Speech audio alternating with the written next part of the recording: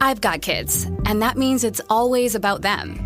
But I need support too. That's where Ollie comes in. With their delightful, hardworking gummies, my partner and I can actually get a good night's sleep, so we'll both stand a chance of managing our stress responses. Even when the kids are doing parkour in the living room. Discover Ollie vitamins and supplements. These statements have not been evaluated by the Food and Drug Administration. This product is not intended to diagnose, treat, cure, or prevent any disease. This episode is brought to you by JLL. Get an insider view into the world of commercial real estate with JLL's podcast, Trends and Insights, the Future of Commercial Real Estate. Whether you're curious about making cities more sustainable, the evolution of office space, or AI opportunities, this podcast will help keep you a step ahead. Tune in for candid conversations with business leaders about the biggest trends impacting how we live, work, and play. Subscribe to Trends and Insights now at jll.com/podcast. This is Optimal Finance Daily, episode 2645. How to Make Time Equal Money 24 Hours a Day by Steve Chou of mywifequitherjob.com. And I'm your host and personal finance enthusiast, Diana Merriam. Thanks so much for joining once again here on Optimal Finance Daily. I'm here narrating for you every single day from some of the best articles on the web when it comes to money and finance. So without further ado, let's get right to today's post and start optimizing your life. How to Make Time Equal Money 24 Hours a Day by Steve Chou of mywifequitherjob.com. I never understood how the phrase time is money could ever apply to my life. After all, no one was paying me 24 hours a day, so how could my free time possibly translate to money? How could wasting time watching television or playing video games cost me anything when no one was paying me anything anyways? It took me quite a while to comprehend the true meaning behind this statement. And after 10 plus years of frittering away countless hours and taking my free time for granted, my business and my child finally made me realize how badly I was selling myself short. For example, I used to always try to save money whenever I could by doing things myself. I would try and save a couple of bucks by changing my own oil, even if it took me twice as long as going to Jiffy Lube. One time my car needed new brake pads, so I spent a full weekend learning how to replace them myself. Sure, I ended up saving a couple of bucks, but at what expense? Could I have used this time more wisely by doing some other activity? The other day, one of my friends finally bought a house after over 2 years of house hunting. Turns out that he tried to save money by going with a discount real estate agent. Basically, this agent was willing to refund him 0.75% of the sales commission as long as he did all of the legwork. As a result, he wasted tons of time looking at houses that he was not interested in and had to arrange his time around open house schedules.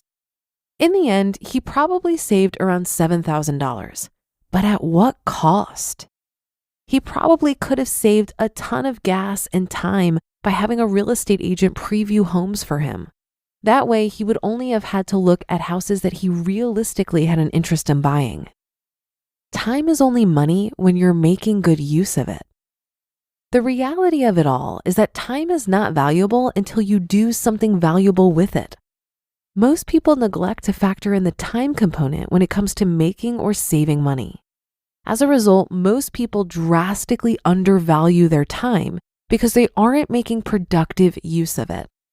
When my wife and I didn't have our business and I didn't have this blog, we didn't have any concept of using our time wisely. So we squandered it away watching television and lounging around with very little to show for it. As a result, I never used to place much value on my time at all.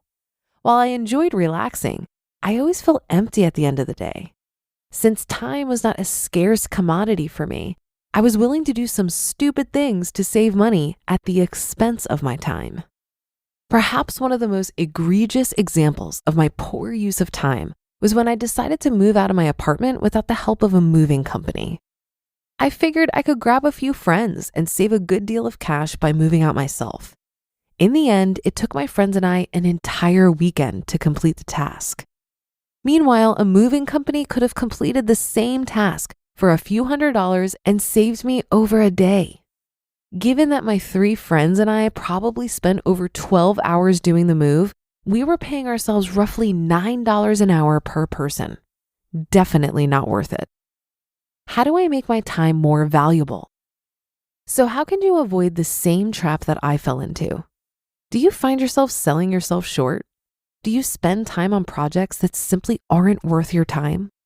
If you answered yes to any of these questions, you need to sit down and reevaluate how you budget your time. The key to making time equal money is to immerse yourself in projects that have long-term value and to avoid projects with one-off gains. Instead of thinking about how you can save or make money on a singular project or activity at the expense of your time, think about how you can develop systems that can save or make money for you on a consistent basis in the long run. In other words, instead of focusing on saving a few bucks here or a few bucks there, try and think of ways that you can provide value for a broader audience. For example, I maintain this blog in order to motivate others and help them start their own businesses. I know that every article I write that provides value will pay me back 100-fold in the long run.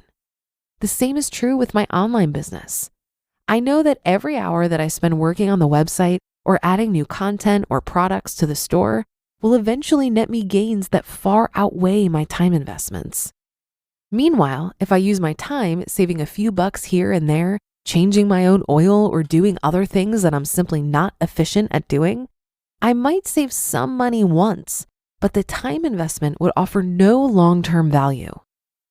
How do I distinguish between good and bad time investments? These days, whenever I see an opportunity to save or make money, I ask myself the following questions before proceeding. How long will it take me to complete the project? How much money will I make or save? Is the hourly savings or cost worth my time? What other projects require my attention? And if the hourly cost is not worth the money, is this activity something that can provide me with a useful skill?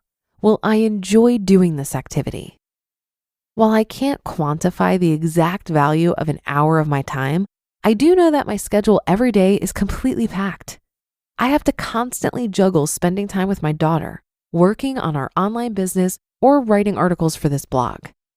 These days, an activity has to really be worthwhile in order to displace some of my other activities that are already providing long-term value. As a result, I rarely try to do anything beyond my core competency by myself, unless I'm really interested in learning a particular skill. Time is far too valuable to waste on petty projects.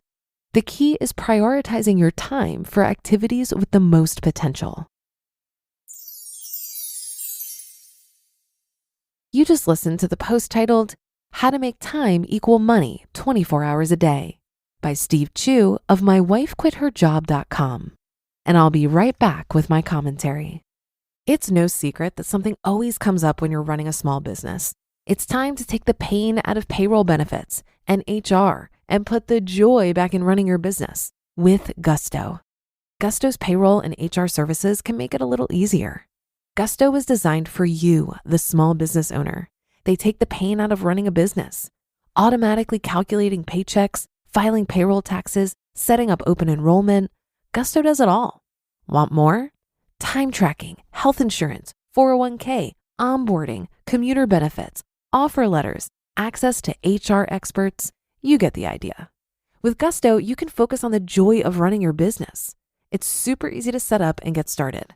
And if you're moving from another provider, Gusto can transfer all your data for you. It's no surprise 94% of customers are likely to recommend Gusto. 94. Here's the best part. Because you're a listener, you get 3 months totally free. All you have to do is go to gusto.com/OFD. Again, that's gusto.com/OFD. I'm telling you, you're gonna love Gusto. Get started today. Have you been using Mint to manage your finances? First, the bad news. Mint is shutting down. And now, good news. There's a better alternative. Our sponsor, Monarch Money. Mint users are turning to Monarch Money and loving it. Maybe you're saving for a down payment, a wedding, a dream vacation, your kid's college. I've found that Monarch makes it so easy to help you reach your financial goals, whatever they are. I definitely wouldn't be able to allocate my finances or plan as clearly without the help from Monarch. In fact, Monarch is the top-rated all-in-one personal finance app. It gives you a comprehensive view of all of your accounts, investments, transactions, and more. Create custom budgets, set goals, and collaborate with your partner. And now get an extended 30-day free trial when you go to monarchmoney.com/OFD. After trying out Monarch for myself, I understand why it's the top-rated personal finance app. And right now, get an extended 30-day free trial when you go to monarchmoney.com/OFD. That's monarchmoney.com/OFD for your extended 30-day free trial. Steve makes so many great points in this post. I used to devalue my time a lot, but I was in a season of life where this made sense. When I was digging out of debt and trying to establish myself financially, I was really trying to get compound interest to work for me through investing in the stock market versus against me through high interest credit card debt. At that time, I was making some silly trade-offs of time for money, but I was also learning valuable lessons and testing my own resourcefulness. For example, I once traveled all the way from Brooklyn to Queens on the subway just to buy some used Tupperware for $6. Years later, I ordered something like a 60-piece set on Amazon for $30 and realized how silly it was for me to go through all of that effort for plastic containers. Now, when I'm making decisions on the time versus money trade-off, I ask myself a couple of questions. Firstly, is this money-saving activity something that I would choose to do for free? I'm in a different financial position now than when I was riding subways for Tupperware. For the most part, saving money is no longer a good enough reason to do something that I don't really want to do. Secondly, I consider that when I do consulting projects, I charge $200 per hour. If the thing I maybe don't want to pay someone else to do isn't saving me more than $200 per hour, then it probably isn't worth my time. I could easily pay someone else to do that thing, spend that time earning money if I was really worried about it, and still come out ahead. And that'll do it for another edition of Optimal Finance Daily. Thank you so much for joining today and every day, and for sharing the show. That goes a long way to keep this podcast running. Have a great rest of your day, and I'll see you back here tomorrow where your optimal life awaits.